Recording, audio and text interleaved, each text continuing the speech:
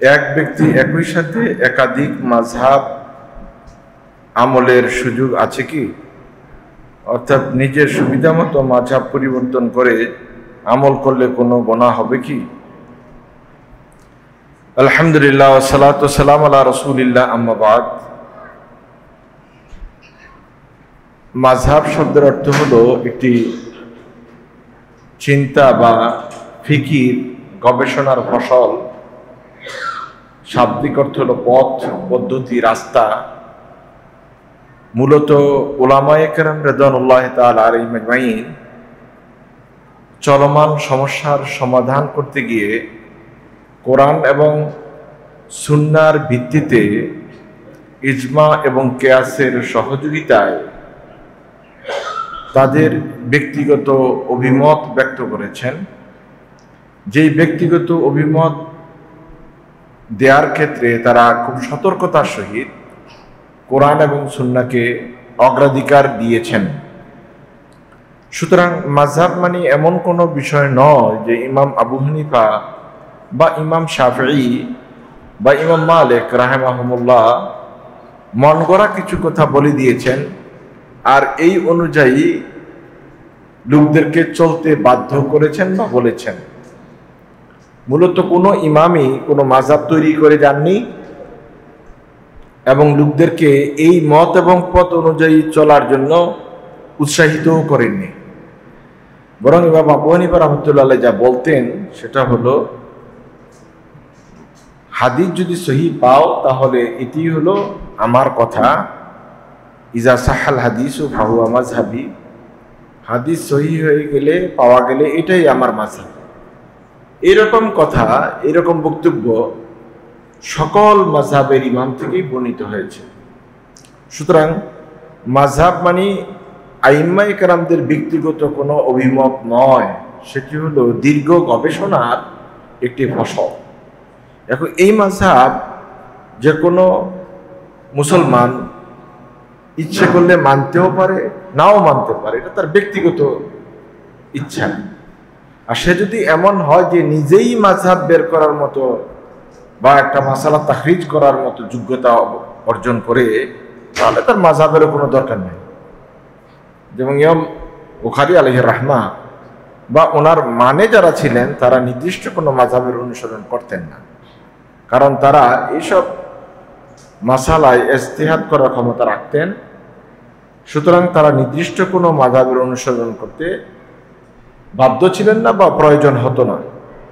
কিন্তু আমরা এমন এক জামানায় এসে পৌঁছেছি যেখানে ব্যক্তি মতকে আমরা প্রাধান্য দিতে চেষ্টা করি, অথবা এটাকে গুরুত্ব অনেক বেশি দেই।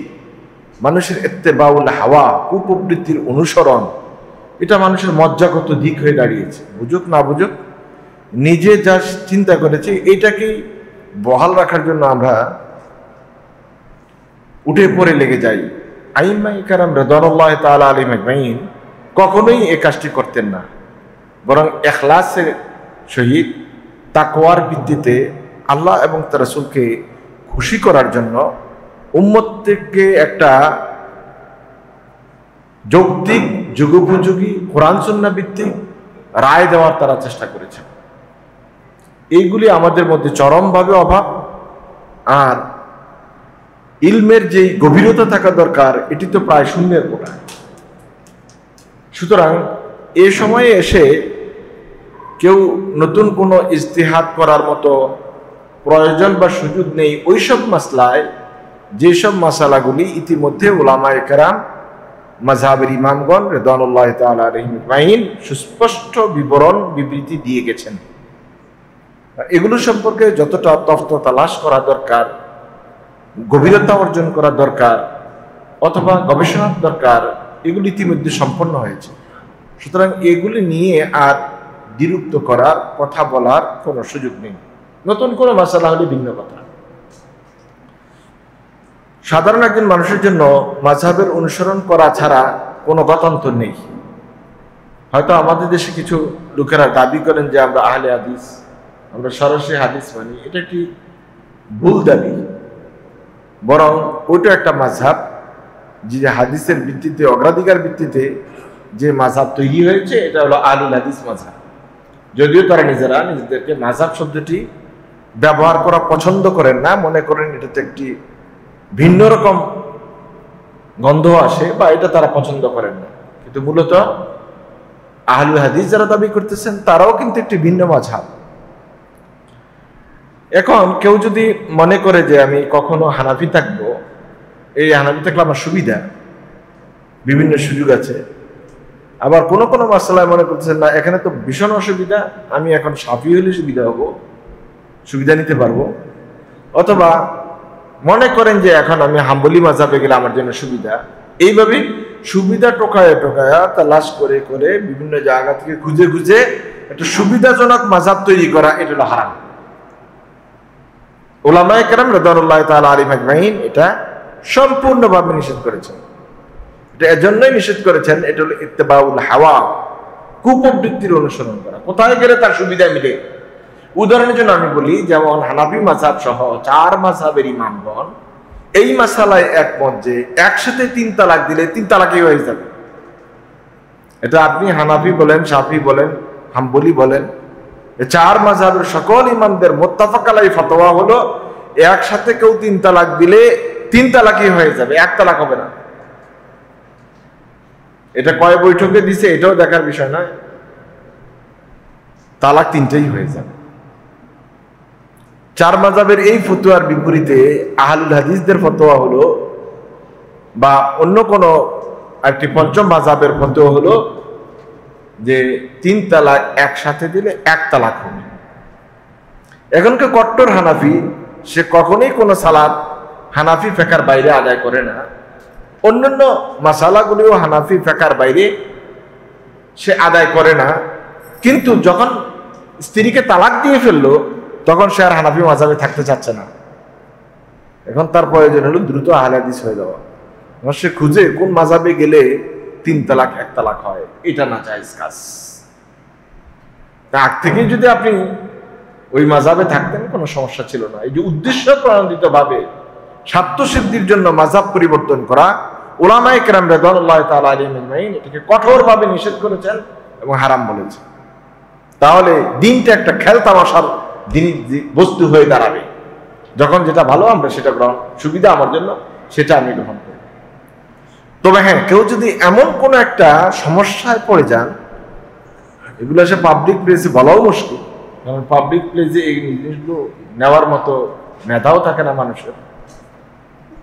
যদি এমন কোনো বিপদে পড়ে যান, এই বিপদের কোনো সুরাহা সমাধান আপনার মাযহাবে নেই, সেটি অন্য কোনো মাযহাবের ইমামের ইজতিহাদের মধ্যে সুস্পষ্ট বা সেখান থেকে এটার সহযোগিতা নেওয়ার সুযোগ আছে, সেই ক্ষেত্রে অন্য ইমামদের অনুসরণ করাতে কোনো বাধা নেই। এই ব্যাপারে ইমাম আবু ইউসুফ আলাইহির রাহমা ওনার 2টি উদাহরণ আমি দিব। 1 নম্বর হলো ইমাম আবু ইউসুফ রাহমাতুল্লাহ আলাইহি, তিনি হানাফি মাযহাবের 2য় ব্যক্তি, ইমাম আবু হানিফার ঘনিষ্ঠ ছাত্রদের একজন।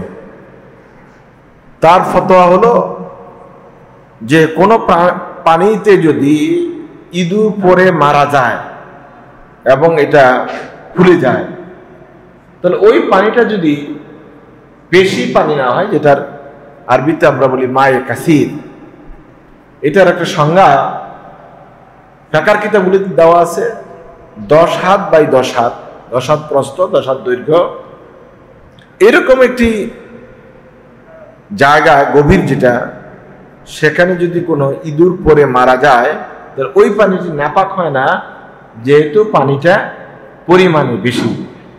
কিন্তু এর চেয়ে কম যদি হয় তাহলে ওটাতে ইঁদুর বা জাতীয় প্রাণী পড়ে মারা গেলে পানিটা নাপাক হয়ে যায়, এটা আর ব্যবহারের মতো উপযোগী থাকে না।